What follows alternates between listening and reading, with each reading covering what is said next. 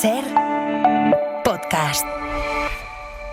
Estás escuchando El Abierto de Hoy por Hoy. Cada día analizamos las noticias más relevantes de la actualidad, las claves políticas, económicas y sociales, con las voces de los protagonistas y los distintos puntos de vista de nuestros tertulianos.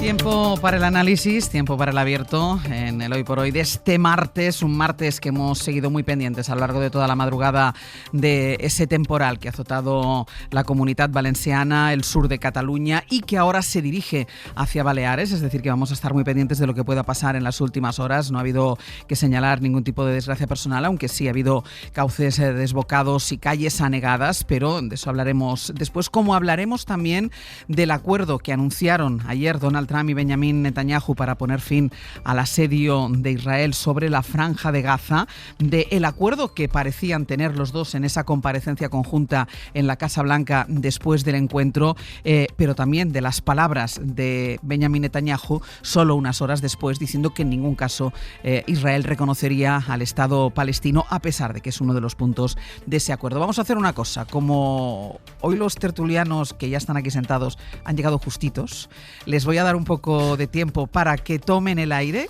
hacemos una pausa y a la vuelta vamos con todo.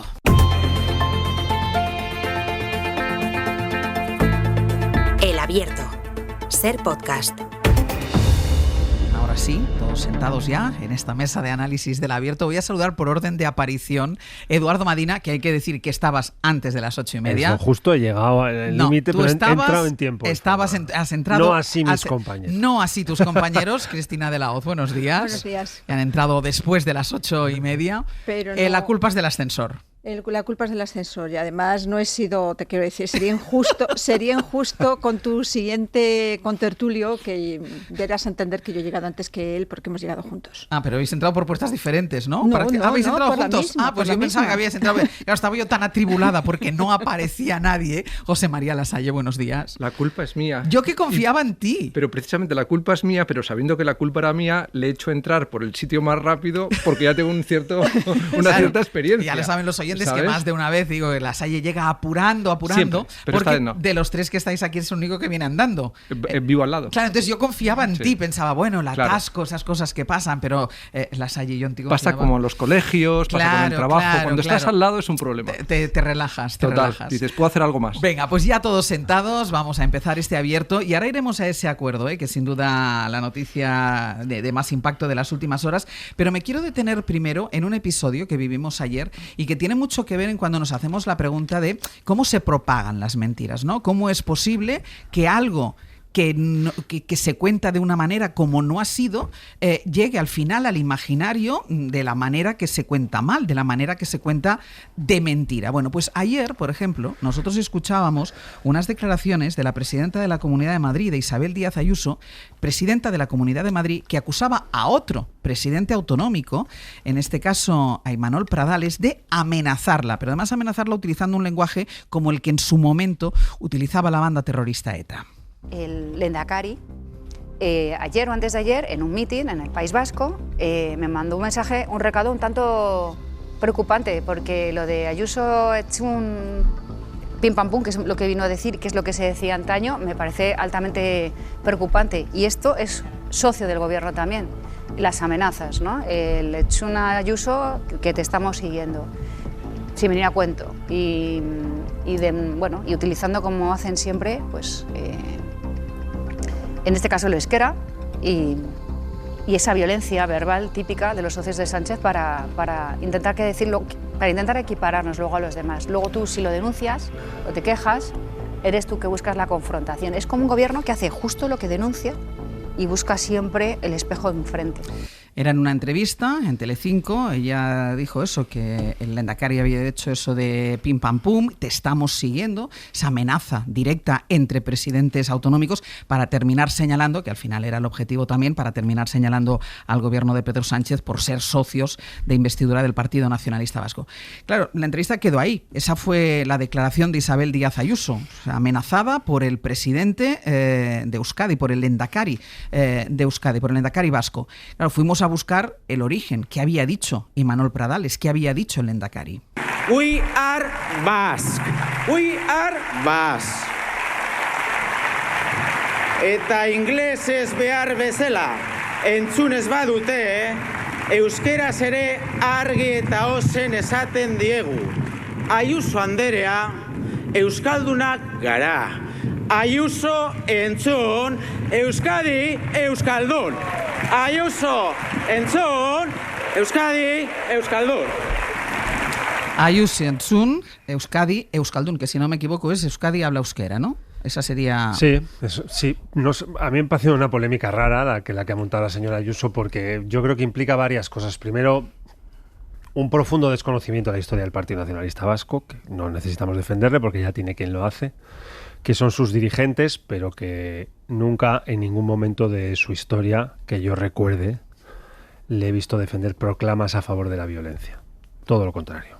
Segundo, se lo dice en castellano, se lo dice en inglés y se lo dice en euskera.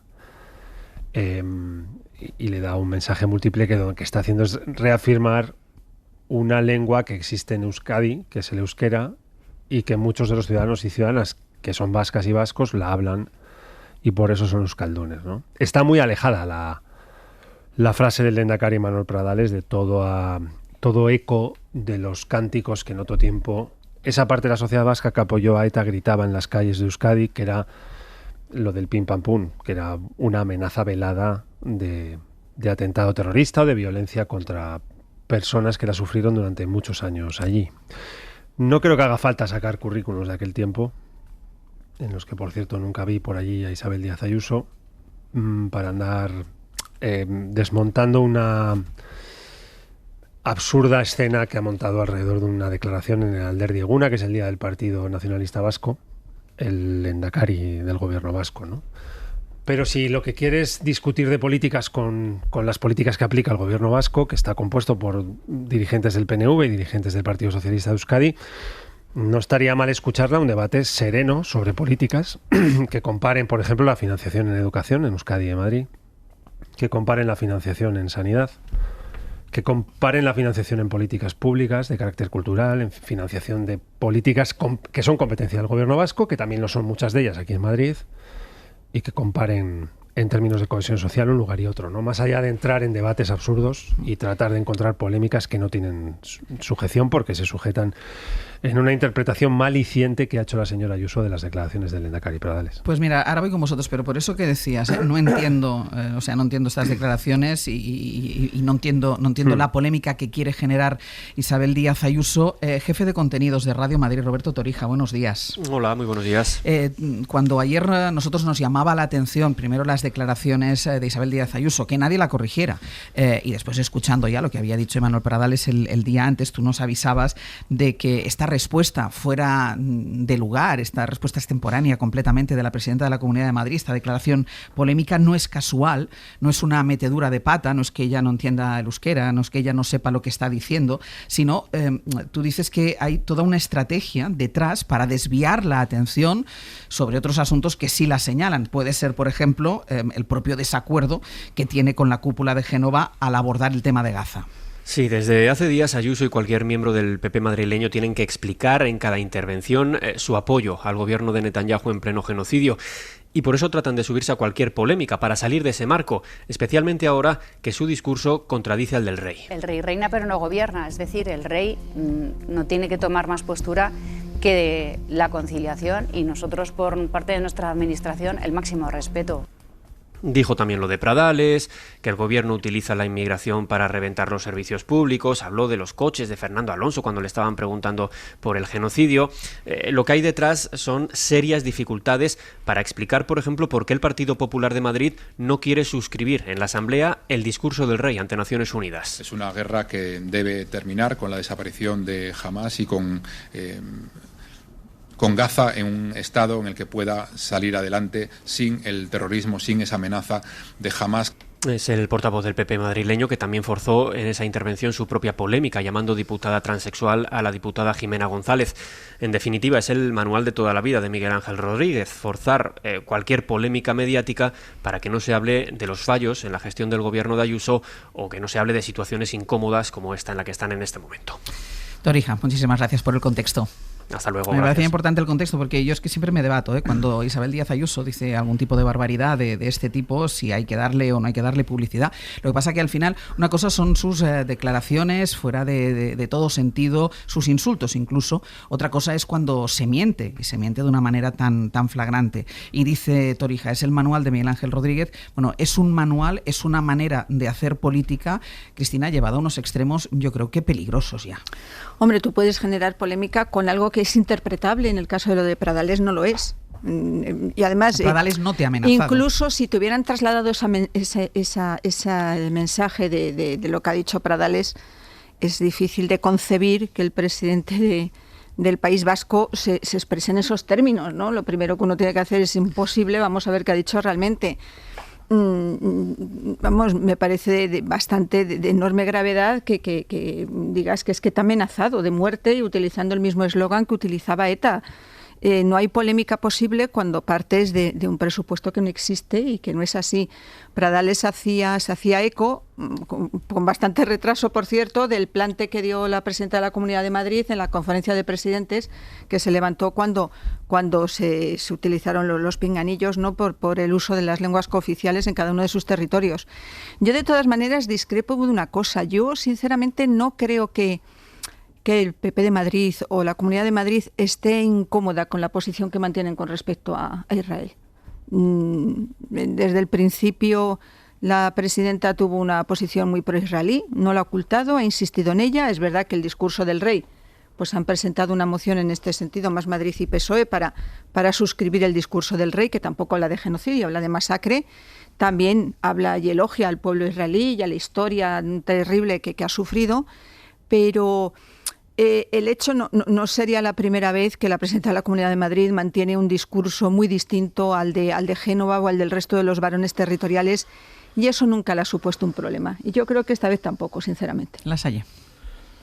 Bueno, yo, después de lo que habéis Acércate dicho, un poquito al micrófono. Después de lo que habéis dicho, la verdad es que poco añadir, ¿no? Yo creo que hay una inercia argumentativa en muchas de las reflexiones que plantea la presidenta de Madrid, que confunde más el deseo que confunde el deseo con la realidad, ¿no? Y este es un caso evidente. Lo que busca muchas veces es esa confrontación que le permita colocar un discurso que está basado en argumentarios que muchas veces nacen de una lógica política donde ella pretende visibilizarse como lo que estamos viendo, ¿no?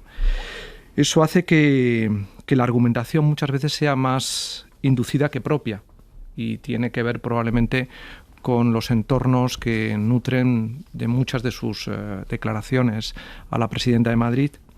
Y luego también casi deberíamos afrontarlo con una cierta ironía dentro del problema que plantea este tipo de declaraciones, porque es verdad que empezamos a tener problemas a veces cuando interpretamos lo que dice, con el tema de la fruta famosa, pero también tiene problemas para interpretar lo que otros dicen y ella repite, con lo cual hay de alguna manera una paradoja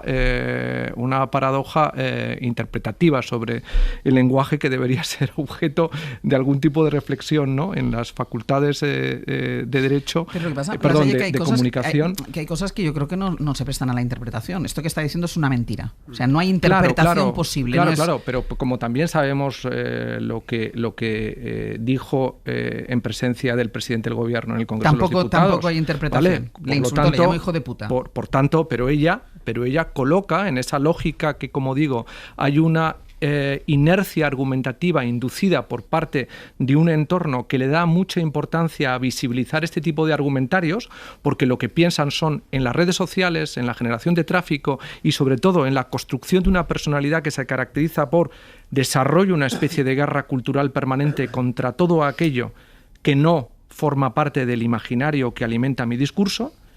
Y punto, que tiene mucho que ver con lo que está sucediendo a través de los populismos digitales, que piensan los conceptos, desarrollan las narrativas en contacto con las redes sociales.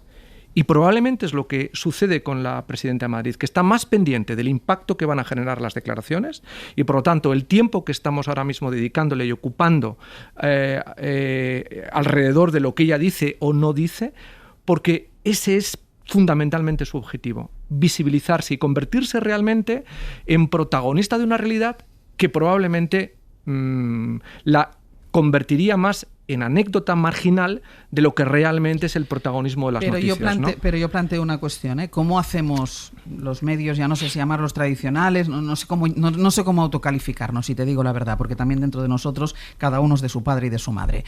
Entonces, como no sé cómo autocalificarnos, pero ¿cómo hacemos nosotros, que nos dedicamos a analizar la actualidad para luchar contra esto? Porque tú dices, lo hacen porque se mueven fenomenal en las redes, que es por donde se informa muchísima gente. No hacemos nada, no combatimos la mentira. Claro. O sea, seguimos, dejamos correr y que haya alguien que mañana en la calle nos dice, es que el Lehendakari en Euskadi amenazó con matar a Isabel Díaz Ayuso. ¿Cómo lo hacemos? Claro, estoy totalmente de acuerdo. Este es mi debate todos los días. Claro, este es el problema. El problema es que uno de los grandes conflictos que están generando las redes sociales es que hemos aceptado que los contenidos que circulan, aunque en su mayoría sean fakes, son noticiables e informables, entre comillas. Y pretendemos proyectar una lógica de objetivación sobre lo que es una subjetividad fake.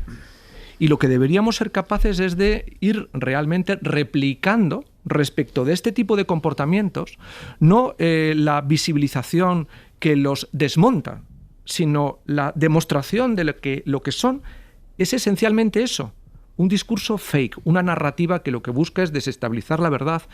Y no hay más vueltas a esa realidad. Y eso se llama populismo digital.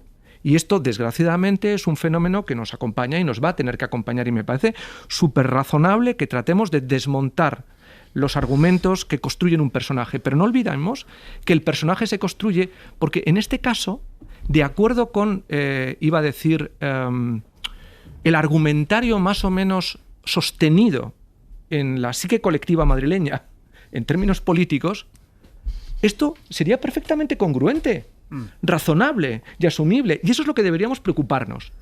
Que diéramos por supuesto que es factible que alguien piense que el presidente, el Lehendakari de Euskadi, está retrotrayendo su mirada a algo que jamás hizo el PNV. Históricamente, como nos ha dicho Edu, y es absolutamente cierto, sino que es congruente con lo que está sucediendo ahora respecto de una mayoría parlamentaria que opera en el Congreso de los Diputados y que está colocándonos la idea de que los terroristas están respaldando al gobierno de Sánchez. Esto es lo realmente... es fascinante en términos de comunicación, pero es inquietante en términos democráticos. Bueno, yo creo que a tu pregunta, Áñez, que es una pregunta de Facultad de Periodismo importantísima, ¿no? La más importante que se puede hacer seguramente hoy en día es esa, porque vivimos un tiempo en el que yo creo que hemos pasado de poder tener distintas opiniones sobre los mismos hechos a habitar un mundo construido con distintos hechos.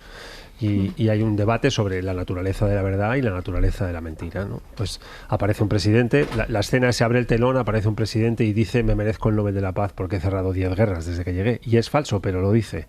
O se abre el telón y aparece el mismo presidente y dice: Zelensky inició la guerra contra Rusia. Y se queda tan ancho, se baja el telón y mucha gente cree que es Zelensky quien invadió Rusia y que hay una guerra entre Ucrania y Rusia porque Zelensky invadió Rusia. ¿Esto quién lo dice? El presidente de los Estados Unidos. ¿Qué no dirá la presidenta de la Comunidad de Madrid? Que escucha Ayuso entzun Euskadi euskaldun, que es básicamente Ayuso escucha Euskadi habla euskera, y piensa que es una amenaza sobre los viejos eslóganes de una banda terrorista que se llamaba ETA y que hace ya, no me acuerdo, 14 o 15 años que ya no existe. Entonces, discutimos sobre si podemos tener distintas opiniones sobre un mismo hecho. A lo mejor podemos tenerlas. Yo creo que debemos tenerlas. Es sano tenerlas en los asuntos en los que discutimos sobre cómo nos gobernamos. Ayuso puede pensar que bajar impuestos es positivo. Yo puedo pensar que subirlos un poco para una suficiencia de financiación de las políticas sociales es buena idea. Podemos discutir sobre los mismos hechos. El problema está en la línea que señala José María, que estamos empezando a vivir balcanizados de hechos, con hechos diferenciales, distintos, realidades dispares. ¿Qué deberíamos hacer? Los medios clásicos, como decías antes, yo creo que seguir con una garita y una alerta de 24 horas alrededor de señalar dónde está la verdad y la mentira es un sitio muy digno y una barricada muy digna donde ubicar el periodismo. ¿Qué es verdad y qué es mentira? Lo siento, es mentira lo que Ayuso dice que Prada les ha dicho. Es mentira, no es interpretable, no es discutible, no hay opinión posible. No es verdad, es falso. es falso. Circula rápido, como señala Lasalle en las redes, indiscutible, produce realidad, es performativa la mentira de realidades. Claro, mucha gente cree que es verdad. Nuestro sitio creo que es seguir diciendo dónde habita la verdad y dónde habita la mentira. Y en este caso, más allá de la frase de Pradales, lo que Ayuso dice solo es mentira. Déjame un momento, porque quieres decir una cosa, y no sé también si quieres decir algo, pero por salir incluso del ámbito de Isabel Díaz Ayuso, ayer portavoz del Partido Popular, Alma Ezcurra, después de la reunión de la mañana del Partido Popular, del Comité Ejecutivo, en rueda de prensa, es decir, no es ni un alcalde de ningún sitio, no es un político, digamos, que no está en primera fila, es la persona que elige el Partido Popular para que salga a la TRIL a dar la rueda de prensa. En marzo de 2004 este señor Rodríguez Zapatero llega al gobierno, llega a la Moncloa, por unos atentados terroristas, los del 11 de marzo. Ahora nos enteramos, por lo que cuentan ustedes en su medio de comunicación, que en el año 2005, solo 2 años después de ilegalizar Batasuna y solo 1 año después de llegar al poder por un atentado terrorista, este señor le ofrece a ETA, nada más y nada menos que a la banda terrorista ETA, un pacto político para volver a excluir al PP de la negociación política. ¿Qué opinión me merece esto? Pues me parece que este señor es un indecente. Este señor es un indecente. Empieza la intervención diciendo: Zapatero llega a la presidencia del gobierno por los atentados de los trenes. Esto es otra mentira. Esto es otra mentira. Se puede hablar de si llega por la gestión que hace el propio Partido Popular, que es quien intenta colar la mentira de los atentados de los trenes. Por eso digo, para salir incluso del ámbito de Isabel Díaz Ayuso. Todo esto se resolvía, en este caso, si se acreditara que efectivamente ha sido más producto indiciario, entre comillas, o inducido, mejor dicho, inducido, que algo consciente, disculpándose. Es decir, realmente un político que en un determinado momento se equivoca, que respeta la verdad, que comprende perfectamente el impacto denigratorio que está generando una determinada declaración suya, pues de igual manera que cuando uno llega tarde se disculpa y dice ha sido culpa mía, pues y no faltas a la verdad, pues no faltas a la verdad tampoco diciendo en un determinado momento: lo siento, leí mal las noticias, la información que me hicieron llegar fue equivocada.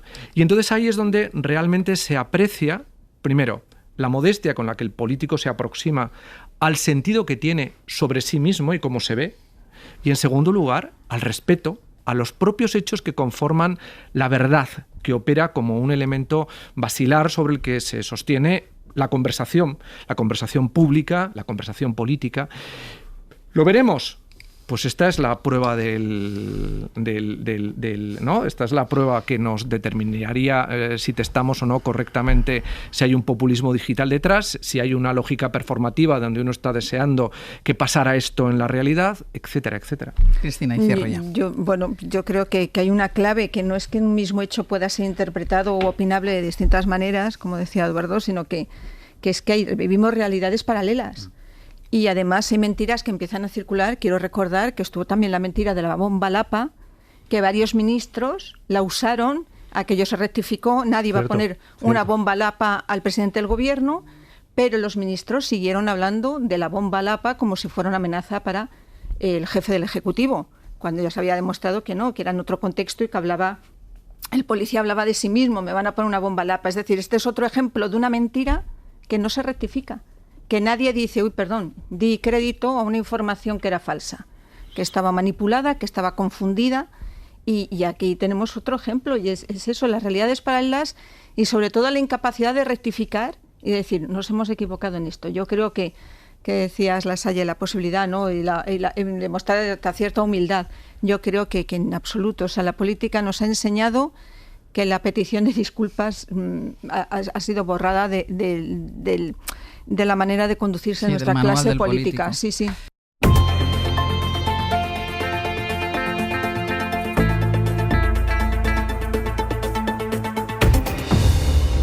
En el abierto, Cristina de la Hoz, Eduardo Madina y José María Lasalle. Tras casi 2 años de masacre en Gaza, con cerca de 70.000 palestinos asesinados, Donald Trump y Benjamin Netanyahu presentaron ayer en la Casa Blanca, después de la reunión que mantuvieron los dos, presentaron su plan de paz para la franja. Es una propuesta que contiene 20 puntos y que prevé de manera vaga, no muy clara, un alto el fuego en el enclave palestino a cambio de la rendición de Hamás y de la entrega de todos los rehenes israelíes en un plazo de de 72 horas. But if not, as you know, Bibi, you'd have our full backing to do what you would have to do. Si no, Bibi, tienes mi pleno apoyo para hacer lo que tengas que hacer. Esto es lo que le dijo Trump a Benjamin Netanyahu en un claro ultimátum a la milicia islamista, que por ahora no ha dado una respuesta oficial a esta propuesta de acuerdo de paz. Corresponsal en Washington, Sara Canals, buenos días. Buenos días, Ángels.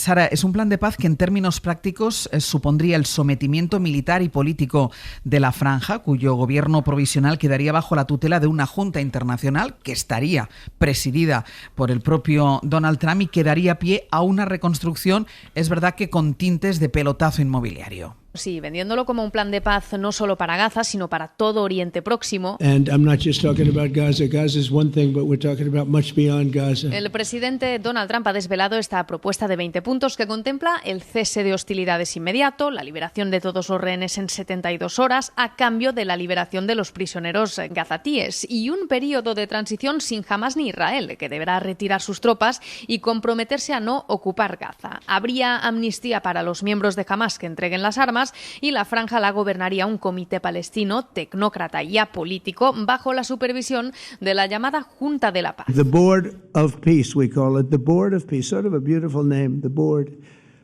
of Peace, which will be... Será un organismo internacional encabezado por el propio Donald Trump, Tony Blair y otros líderes. La seguridad irá a cargo de una fuerza internacional de estabilización, la ayuda humanitaria la supervisaría la ONU y aunque la propuesta no menciona la Riviera de Oriente Próximo que anunció exultante hace 6 meses el propio presidente, sí que prevé la creación de un plan para el desarrollo económico que llevará el nombre de Donald Trump. En cuanto a la creación de un Estado palestino... And creating conditions for durable Israeli security and Palestinian success. El plan abre la puerta a ello siempre y cuando la autoridad palestina implemente reformas y deja claro también que nadie será forzado a abandonar Gaza. Eso sí, si Hamas lo rechaza, Trump le da luz verde a Netanyahu para seguir con su ofensiva. But if Hamas rejects your plan, Mr. President, then Israel will finish the job by itself. Y así de claro ha sido el hebreo. Si esto ocurre, piensa terminar el trabajo por las buenas. This can be done the easy way or it can be done the hard way. O por las malas. Sara, gracias. A vosotros. Las reacciones internacionales a la propuesta de Trump para Gaza son positivas, aunque en ningún caso son efusivas ni entusiastas, pero hoy son muchos los medios internacionales que hacen una lectura escéptica del plan de paz, un acuerdo de arquitectura frágil, titula Le Monde, un cheque en blanco para Israel, dice Die Welt, suficientemente ambiguo para que ambas partes parezcan aceptarlo mientras trabaja para sabotearlo, concluye la BBC. Jefe de internacional de la cadena SER, Pablo Morán, hola de nuevo. Hola de nuevo, Ángel. Y es que si nos ponemos a bucear en los detalles del texto, en esos 20 puntos de la propuesta de Trump, encontramos poca precisión y una terminología que deja la puerta abierta a distintas interpretaciones, por ejemplo, sobre la viabilidad de un posible Estado palestino. Así que, a falta de una respuesta oficial de Hamas, quien parece más conforme con esta propuesta es Benjamin Netanyahu, sabía que tenía que contentar a Trump para mantener su apoyo a Israel y se marcha de Washington con la promesa del presidente estadounidense que tendrá manga ancha para arrasar Gaza, es decir, para hacer lo que quiera, o por las buenas o por las malas, como lo hemos escuchado decir, si Hamas rechaza el acuerdo, lo que es bastante probable que suceda. De entrada hay muchos cabos sueltos, desde luego, Ángels, y el último lo ha dejado el propio Netanyahu al cuestionar uno de los puntos del plan pocas horas después de aceptarlo en público. El punto 19, que deja la puerta abierta al reconocimiento del Estado palestino. Israel no lo hará y Trump lo sabe, advertía Netanyahu después de su encuentro en la Casa Blanca. Israel ya ha incumplido otros planes de alto el fuego en Gaza en los últimos 2 años, pero esta vez ha comenzado a cuestionarlo al instante. Otra incógnita principal, la respuesta de Hamas. El grupo recibió ayer el texto, lo está analizando de buena fe, dice, la única cesión clara que contempla el acuerdo como incentivo es la liberación de 250 presos palestinos condenados a cadena perpetua, pero cuesta pensar que jamás acepte esta rendición sin al menos negociar algunos puntos. Bueno, rendición y sometimiento de los palestinos, sometimiento a una autoridad internacional desconocida y por un tiempo indeterminado. Solo se sabe que la presidirá el propio Trump y que contará con Tony Blair, que tiene además el lastre de la invasión de Irak en base a mentiras, pero nadie más, ninguna autoridad más. De momento la yihad islámica lo rechaza al considerar lo que es una receta, dice, para continuar la agresión contra el pueblo palestino. Hay más cabos sueltos, importante, por ejemplo, el grado de implicación de los países árabes y musulmanes que han abrazado este plan de Trump. No se sabe bien si van a enviar tropas para formar esa fuerza internacional que debe pacificar el territorio, si van a financiar la reconstrucción o qué van a hacer exactamente. Hay lagunas legales en el texto que anulan de un plumazo resoluciones de la ONU o de la Corte Penal Internacional. Es muy ambiguo también el planteamiento sobre la retirada del ejército de Israel. No se sabe muy bien cuándo y hasta dónde, hasta qué punto se va a retirar los soldados hebreos.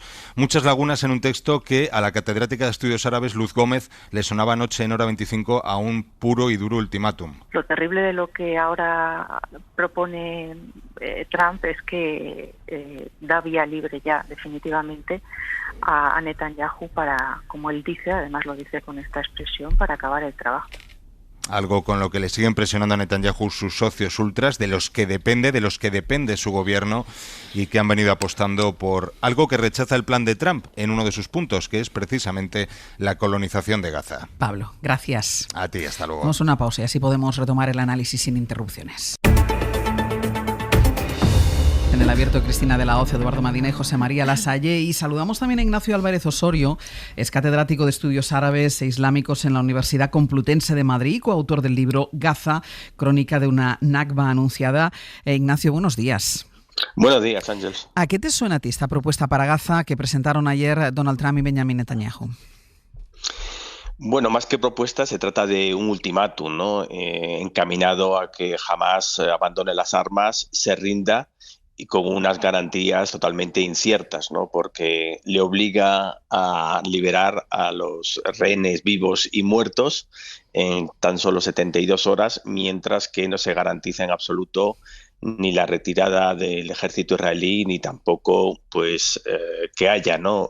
Un horizonte político para la creación de un Estado palestino, ¿no? Por lo tanto, obedece, ¿no? Yo creo que un poco a la intención de Trump de remodelar la región, de avanzar en los acuerdos de normalización de relaciones con Israel, pero abandonando, por supuesto, los derechos palestinos una vez más. ¿Y crees que hay alguna posibilidad de que Hamás acepte este acuerdo, teniendo en cuenta que si no será la excusa perfecta, y lo hemos escuchado, para Benjamin Netanyahu, porque acabaré lo que estoy haciendo por las buenas o por las malas? Bueno, Hamás ha dicho por activa y por pasiva cuáles serán sus dos condiciones, ¿no? Para firmar un acuerdo.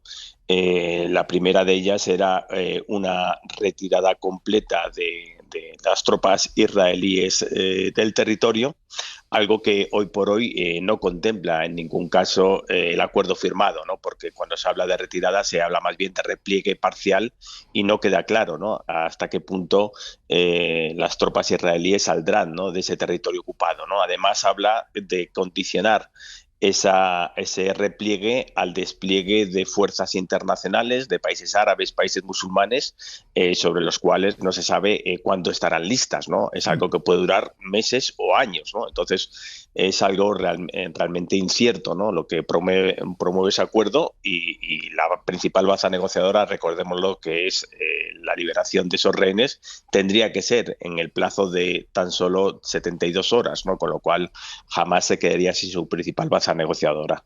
¿Piensas que es un acuerdo ideado para que fracase?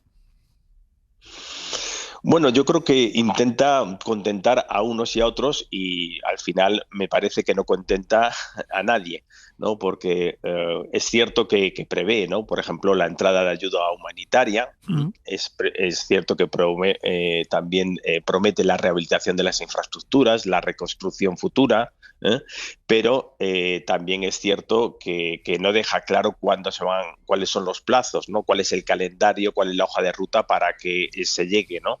a esos objetivos, ¿no? Hay un elemento muy positivo, sin duda alguna, que es básico, de sentido común, y es que no habrá la limpieza étnica, la expulsión de la población de Gaza a los países aledaños, y esto lo recoge con extraordinaria claridad, ¿no? Y va en contra de lo que defendía el propio gobierno de Netanyahu, ¿no? Que hablaban de desplazamiento voluntario, ¿no? Entonces yo creo que intenta contentar a unos y a otros, pero está claro que Israel y Netanyahu han tenido la última palabra a la hora, ¿no? de plantear lo que ayer se anunció en la Casa Blanca. Incluso ha tenido la última palabra después de ese anuncio en la Casa Blanca, cuando esta misma noche ha salido a decir algo que contempla también, como lo hace todo el texto, de una forma ambigua, pero la creación de un Estado palestino, para salir esta misma noche diciendo no, de Estado palestino nada, y esto ya se lo he dicho a Donald Trump. Sí, cambia, ¿no?, la idea de la solución de los dos estados y habla más bien de un horizonte político para una coexistencia pacífica y próspera, ¿no? Aquí, una vez más, se ignora, ¿no?, y se margina y se ningunea a la parte palestina que no está representada en las negociaciones. Es algo a lo que los palestinos están acostumbrados desde hace mucho tiempo, ¿no? No se negoció con ellos la declaración Balfour, no se negoció con ellos el plan de partición y otra vez se les considera pues prácticamente como menores de edad que no tienen capacidad para dirigir su destino. Y por lo tanto, bueno, esto es claramente una de las lagunas, ¿no? No se ha hablado con Hamás, no se ha hablado con la autoridad palestina. De hecho, Hamás dice que no conoce, ¿no?, de primera mano esa propuesta y por lo tanto los palestinos otra vez son marginados y esto es claramente la receta para el desastre, ¿no? Al igual que pasó pues con la instauración del mandato británico, con el plan de partición, pues los palestinos son una vez más ignorados y son ninguneados y esto ya digo que esto contribuye pues a los recelos, ¿no?, masivos que hay entre la población palestina y entre las propias autoridades políticas palestinas, ¿no?, de cuál es el objetivo final de Trump. ¿Y el que sale mejor parado es él, es Donald Trump? Bueno, Donald Trump parece que está empeñado, ¿no?, en promocionarse para el próximo Nobel de la Paz, pero lo va a tener difícil, ¿no?, porque ya digo que es un acuerdo de muy difícil aplicación que deja prácticamente en manos de Israel y del gobierno de Netanyahu, ¿no?, las diferentes fases del repliegue.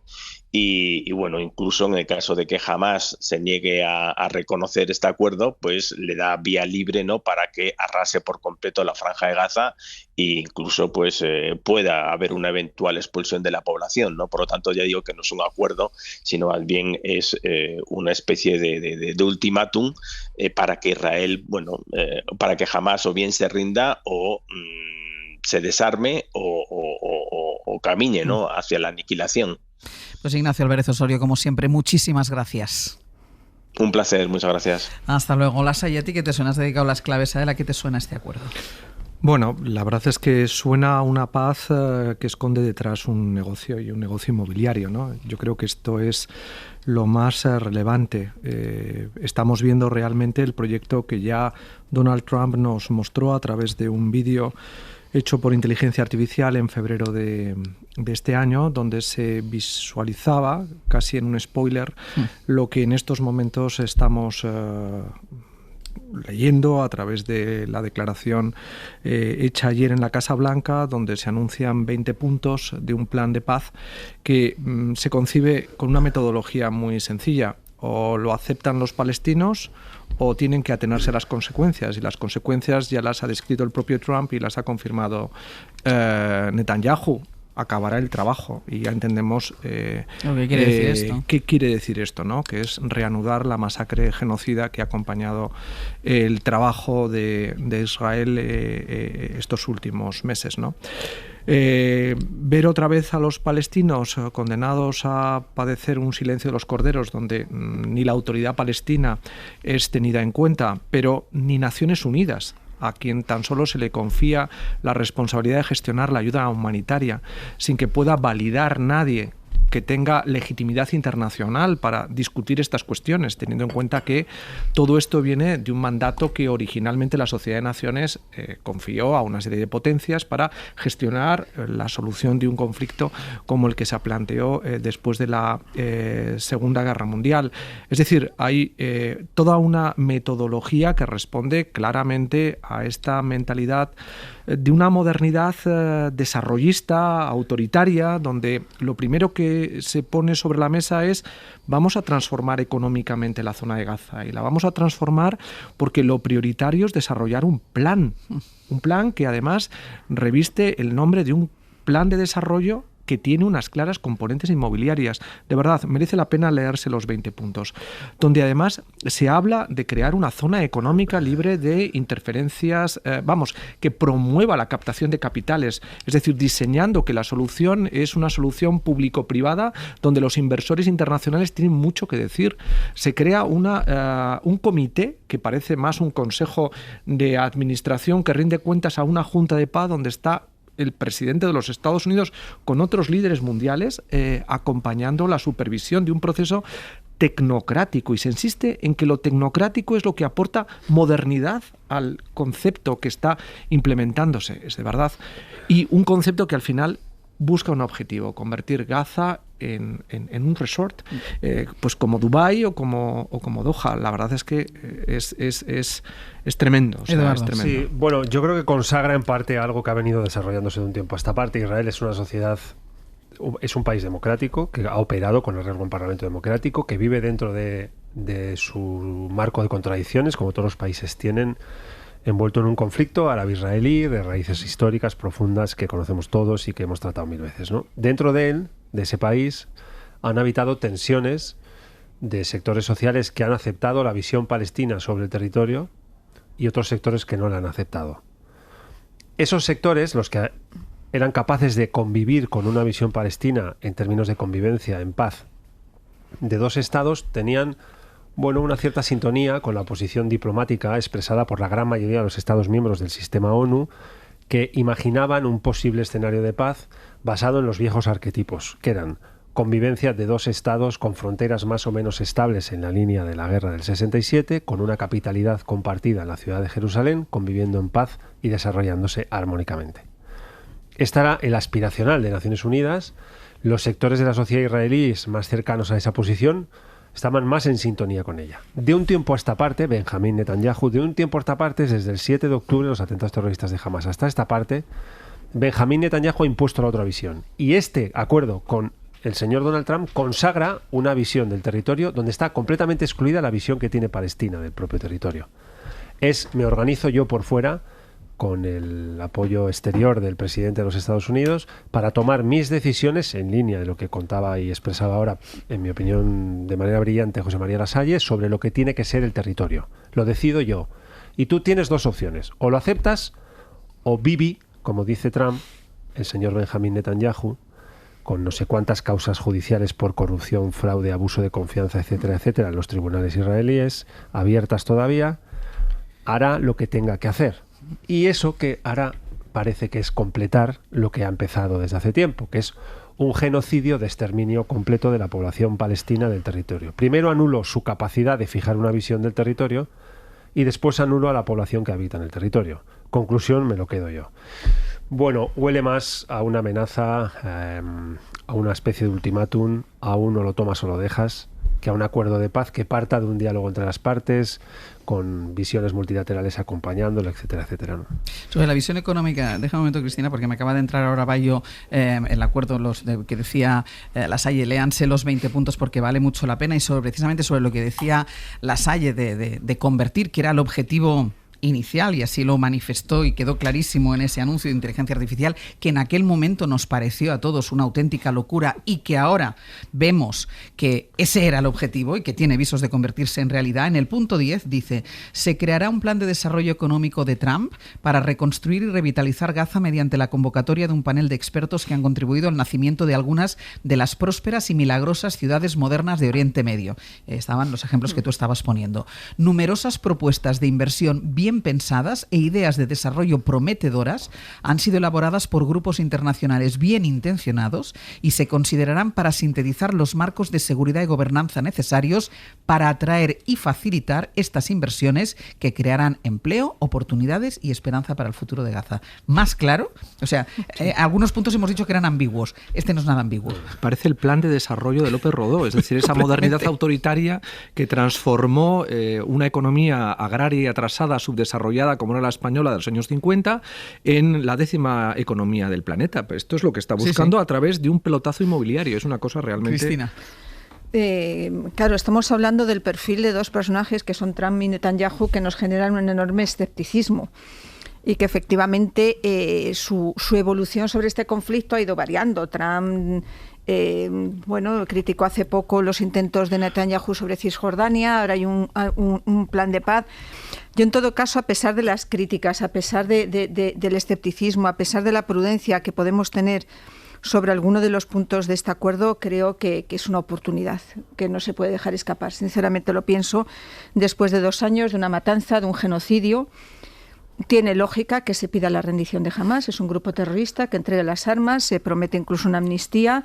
se les pide que no sean unos agentes activos políticos en el futuro de la Franja de Gaza, cosa que me parece bien.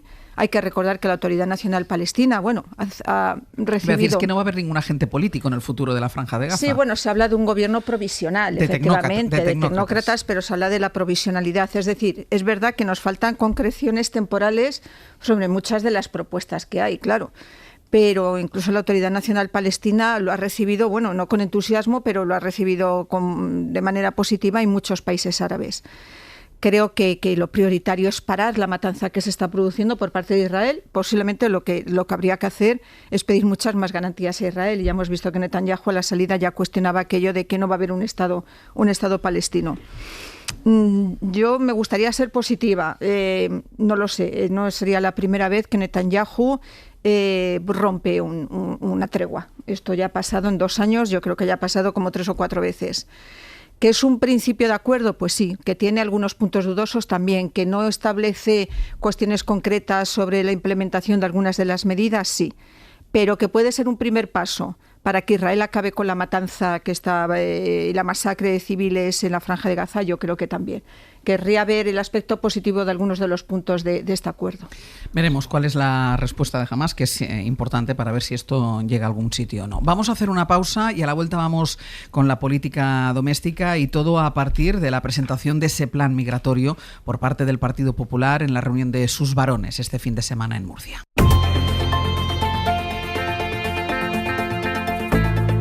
El Abierto. Ser Podcast. En El Abierto, Cristina de la Hoz, Eduardo Madina y José María Lasalle. Ya estuvimos hablando ayer de ello, porque fue el fin de semana cuando el Partido Popular presentó en Murcia su propuesta migratoria, con la que afirmaba Alberto Núñez Feijóo que se situaba en la centralidad, aunque desde Vox le acusaron de copiarse y el PSOE, el Vox dice, estás haciendo lo mismo que hago yo, y el PSOE le acusa de utilizar el ideario más racista de la ultraderecha. David Junquera, buenos días. Hola, buenos días. Desde Génova defienden que la suya es una propuesta muy común entre los liberales europeos, aunque el concepto de clasificar a los inmigrantes por proximidad cultural, como quiere hacer el Partido Popular, no lo parezca. Ellos están enamorados de sus propuestas y están calentitos en Génova con Vox, cansados de que Abascal dicen suba las encuestas a base de no hacer nada y de zurrar al PP. Por eso, si hasta hace poco la consigna era ignorarles, no soliviantar a sus votantes, ahora la llamada es al combate y Feijóo ha decidido combatir tratando de robarle una bandera, la de la inmigración a Abascal. Realmente, de momento, los populares no han lanzado más que ideas sobre migración sin apenas concreción, pero creen que han dado en el blanco. Han conseguido que se orille el debate de Palestina y, de paso, creen que han puesto nervioso a Vox. Alma Ezcurra. Hombre, yo si fuera Vox también estaría preocupado. Quiero decir, cuando un partido coge un tema y lo tritura para intentar ganar votos, en mi opinión, de una manera torticera, y llega otro partido y propone una alternativa posible de Estado, ordenada, legal y humana, pues es como para preocuparse.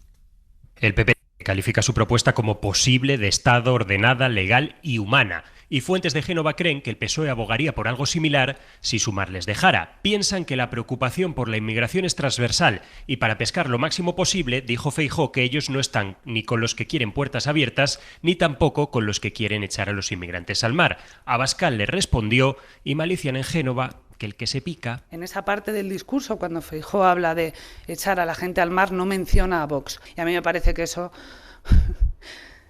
es una autodeclaración. Si se da por aludido, por algo será. El que se pica, ajos come. El PP, mientras tanto, sigue tratando de que nos creamos que ellos están con la mayoría, entre Partido Socialista y Vox. Que ya sabemos lo que van a decir unos y otros. Los del PSOE nos van a decir que somos unos ultras, los de Vox van a decir que somos unos blandos. A mí me parece, personalmente, que esto es bueno, porque estoy convencida de que la posición que les acabamos de expresar es, con matices, la de la mayoría silenciosa de españoles que pide que se acaben los histrionismos y las exageraciones de unos y otros.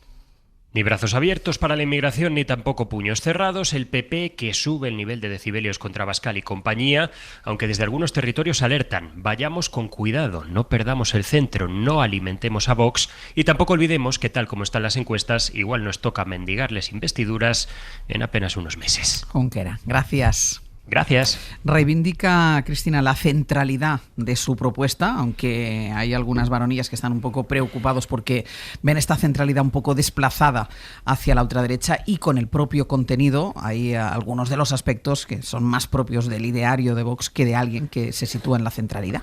Todas las baronías firmaron la Declaración de Murcia. Además, es muy significativo que este tema se tratara en Murcia, que es donde hemos tenido, por ejemplo, los acontecimientos de Torre Pacheco o el pacto tan polémico que hubo en el Ayuntamiento de Jumilla para que no hubiera ritos musulmanes en el polideportivo. O sea, que el sitio, aunque lo desvinculaban diciendo que han habido otras cumbres de varones en otros sitios de España, yo creo que era muy claro el mensaje.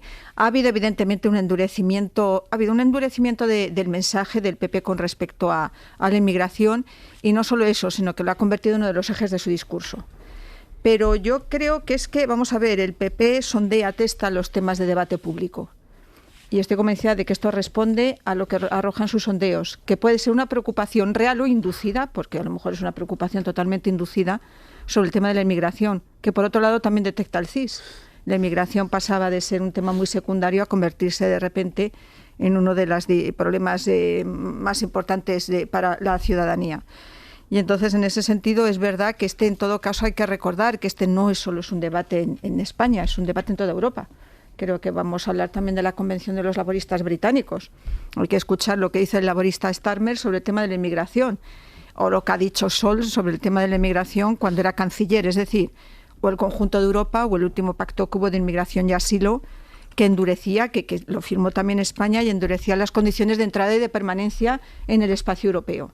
Sí hay un debate creciente en torno a la inmigración. Yo creo que es un debate al que llegamos tarde y que hemos dejado que se lo comiera la ultraderecha. Y es verdad que hay propuestas del PP, se decía muy bien en la crónica, que todavía no han bajado a la concreción, es decir, han dado las líneas generales y luego el plan como tal lo presentarán en las próximas semanas. Y ya sabemos, claro, como hay conceptos que son muy complicados, ¿no? La capacidad de integración, como los culturalmente cercanos, que yo creo que no solo es una cuestión de idioma, es decir, hay una serie de supuestos baremos que se tendrán en cuenta en esa propuesta que hay de visado por puntos, que habría que afinar mucho exactamente de qué estamos hablando. Pues mira, dice Cristina que el PP tiende a analizar el posicionamiento social con respecto a los asuntos en los que fija posición. Yo creo que es verdad. Yo diría que lo hacen la mayoría de los partidos, ¿no?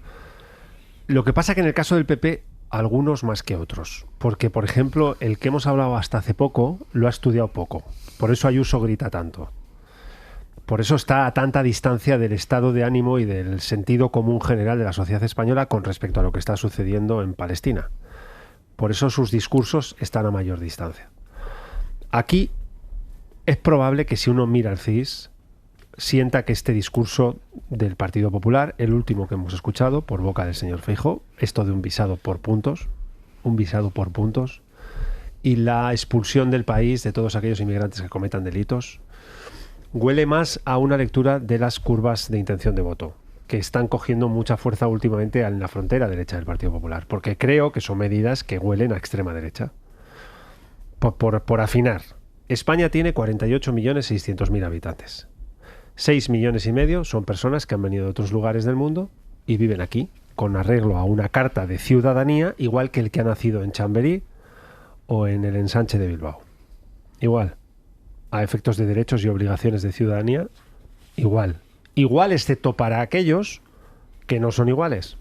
Porque como han venido de fuera, no caben dentro de la narrativa que esos otros hacen de lo que España tiene que ser, que es básicamente un territorio homogéneo, puro, identitariamente todos iguales y tal, ¿no? 6,5 millones de 48,5 millones de habitantes. La Unión Europea, de 450 millones, tiene un 9% de población venida de fuera del territorio de la Unión Europea. Por tanto, la respuesta inmediata es: ¿tiene la Unión Europea un problema real y España tiene un problema real con la inmigración? La respuesta es no. Pero, sin embargo, coincido con Cristina en que políticamente ocupa mucho más espacio que ese 9% y ese 6,5%. Está lleno, es un territorio de alto voltaje, genera grandísimas corrientes de fondo en términos de voto, modifica el comportamiento político, tambalea democracias, Hungría, Polonia, Países Bajos, Francia, Italia, Reino Unido. De esto saben. Francia también. Y últimamente parece que en España el subidón de voz de algunas voces políticas, de nuevo, es performativo, produce realidad. Y resulta que ese 6,5 millones sobre 48,6 millones del total de población es más importante que el paro en España, según el último CIS. El CIS uno lo mira para lo cualitativo y ahí tiende a acertar más que en lo cuantitativo de intención de voto, donde es un desastre absoluto de encuesta. Pero en el cualitativo, uno dice, ¿cuáles son los problemas para los españoles? Y uno responde y dice, la vivienda. Bueno, es lógico, hay un problema objetivable de vivienda. ¿La inmigración es un problema? No, perdón, lo siento, no es un problema, excepto para algunos políticos que sí lo es. El problema es que de tanto serlo para algunos políticos, termina siendo para las sociedades y termina derivando en crecimientos de extrema derecha, discursos xenófobos, ultranacionalistas, de repliegue de fronteras, alimentando un ciclo que está ahí, un fantasma recorre Europa, decía el otro hace 100 y pico años, hay otro que recorre hoy Europa y vuelve a ser un viento ultranacionalista. Y te añadiría, y no toda la inmigración, porque tú decías, pues claro, el problema son los que vienen de fuera, no, depende de fuera, de qué fuera vienen. No, esta es la especialidad de José María, claro, que una vez aquí dejó depende claro de qué fuera nuestras vienen. visiones de un fuera hacia abajo y un fuera hacia exacto. Latinoamérica, y una visión diferenciada en función de qué Dios traen en la mochila y en qué creencias religiosas posicionan culturalmente su visión del mundo. Y yo creo que es una gran intervención que todavía recuerdo bien. Lasalle. No la vas a mejorar. No, y no vamos a mejorar lo que acaba de decir Eduardo, porque yo creo no puedo estar más de acuerdo con él, ¿no? Yo creo que la inmigración no es un problema, es un reto para Sin las duda. sociedades europeas, para el conjunto del occidente desarrollado, y deberíamos ser capaces de aproximarnos a este reto desde una mirada lo más objetivable posible y tratando de orillar todo lo que son emociones que se transforman en herramientas políticas en función de lo que luego viven algunos como un problema electoral, y esto es real. Europa asiste a un proceso de histerización alrededor de la presencia de inmigrantes que chocan con lógicas de homogeneidad cultural, incluso étnica, que resultan contrarias a los planteamientos que fundamentan la propia Europa, que son los de una ilustración democrática. Ese es el debate, y yo creo que eso es lo que deberíamos tener en el background, en el fondo real de todo lo que aquí estamos planteándonos, pero las urgencias de la política más electoral y el miedo a que la extrema derecha no avance, y sobre todo viendo el precedente anglosajón, que es de alguna manera aquel en el que se inspira la propuesta del Partido Popular, hay que analizarlo como lo que es, una propuesta que creo que dentro del conflicto que la derecha con la extrema derecha vive, aporta una mínima racionalidad, insisto, que es utilitaria, que responde a una lógica pragmática y que deberíamos ser capaces de interpretar desde ahí, ¿no? Creo que hay por lo menos un intento de evitar la crueldad y la falta de inhumanidad que de una manera explícita proyecta a la extrema derecha cuando habla de estos temas. Y luego, tener en cuenta una realidad, y es que, efectivamente, el 20% de los españoles ven la inmigración como un problema, pero luego tan solo el 10% lo interpreta como un problema que realmente le apela a él, que le apele a él. Y es ahí donde deberíamos trabajar. Porque yo creo que es importante no anatemizar, no desplegar en el anatema una cierta ideología que lo que hace es jugar a la guerra cultural y dificultar lo que debería ser un análisis antropológico, sociológico, pedagógico, cívico, que a veces se nos escapa. Muy breve. Yo creo que de todas maneras cuando abordamos esta cuestión confundimos lo que es la inmigración regular, la inmigración ordenada con la inmigración de origen irregular, y entonces yo creo que son dos realidades completamente distintas. El propio presidente del gobierno en el viaje a Senegal, él apostó por la inmigración regular ordenada, habló de que la inmigración irregular sobre todo es un problema para los propios inmigrantes ilegales y que en situación ilegal, y que efectivamente se tienen que incrementar los instrumentos de retorno de los inmigrantes en situación irregular. Mira, citaba antes también, Cristina, los movimientos que está habiendo en Europa en materia migratoria. Se está celebrando estos días la conferencia anual del Partido Laborista en Liverpool. Es una cita que el primer ministro británico Keir Starmer trata de relanzar su agenda frente al auge de la ultraderecha allí, que encabeza el euroescéptico y xenófobo Nigel Farage, quien ha hecho de la lucha contra la inmigración irregular su principal Plaza, enviado especial a Liverpool. Lucas Font, buenos días. Hola Ángel, buenos días. Y llama la atención que la propuesta de Starmer va por endurecer su política migratoria para exigir a quienes quieran vivir en el Reino Unido demostrar que están contribuyendo a la sociedad para ganarse el derecho a permanecer allí. Es una reforma migratoria que va en la línea de las propuestas más duras de la derecha, a pesar de que viene a priori de un gobierno de centroizquierda. Sí, gran parte del debate en este Congreso del Partido Laborista está centrado en cómo frenar a una derecha populista que, según las encuestas, estaría cerca de la mayoría absoluta en la Cámara de los Comunes en caso de convocarse hoy unas elecciones generales.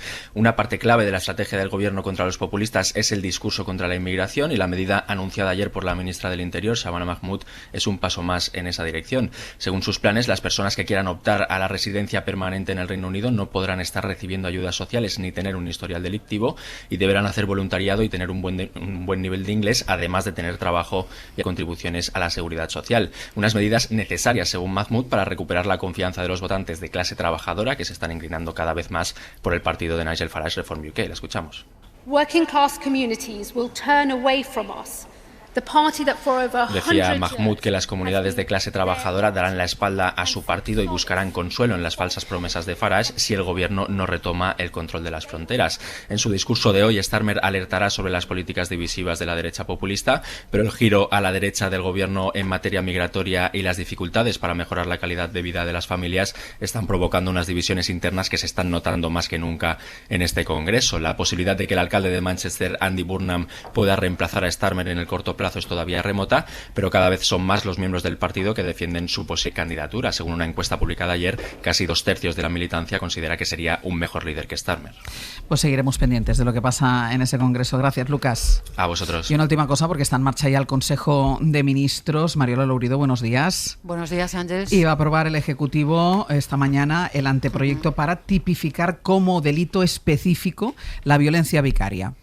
Sí, 9 menores han sido asesinados el año pasado, cifra récord, este año 3. Así que para dar una respuesta a esta alarma habrá una nueva ley específica para un delito específico. En primer lugar, va a definir la violencia vicaria. Sabemos que la más brutal y cruel es el asesinato de los hijos e hijas, pero la nueva norma ampliará y castigará otros comportamientos que también son violencia vicaria, como por ejemplo no alimentarlos adecuadamente, no llevarlos al colegio o al médico cuando están enfermos. La norma establece que los menores deberán ser escuchados. Se va a insistir en la suspensión del régimen de visitas con el padre y en no otorgar custodias compartidas en casos de maltrato. La definición de violencia se va a ampliar a familiares de la víctima, que pueden ser también violentados, ¿no?, como intento de dominar a la pareja. Y una novedad, Ángeles, recordarás la polémica por el libro sobre José Bretón. Pues bien, la ley va a incluir una pena accesoria para los condenados que les va a prohibir difundir datos sobre el crimen, es decir, o que utilicen los platos de televisión, hagan entrevistas, concedan entrevistas o hagan declaraciones contando detalles para revictimizar o seguir causando dolor a la madre, como le ocurrió a Ruth Ortiz y el libro El odio. Mariola, gracias. A ti, gracias a ti. In a tough part of the city, waiting for some fast talk, watch, don't walk, to walk. Últimos minutos del Abierto, los que utilizamos todos los días para contarles lo que vamos a hacer después del boletín de las 10 de la mañana en el magazine de Hoy por Hoy. Sergio Castro, Pepe Rubio, buenos días. Buenos días. Uy, qué bien, qué sintonizados estáis los dos, sincronizados. Nuestro entrenamiento nos cuesta. Somos los Beach Boys. O sea, estáis todo el rato ahí en la redacción practicando. Incluso los sábados. Vale, venga, contadnos. Vale, en unos minutos vamos a tener Comando Norte. Vamos a hablar con Nacho Carretero y con Aitana Castaño hoy de un tema siempre controvertido, nunca resuelto del todo. Vamos a hablar de casas en la playa, vamos a darle una vuelta a la ley de costas. Vamos a hacerlo con Javier Cremades, que es portavoz de la asociación Somos Mediterráneo, que conoce bien la situación.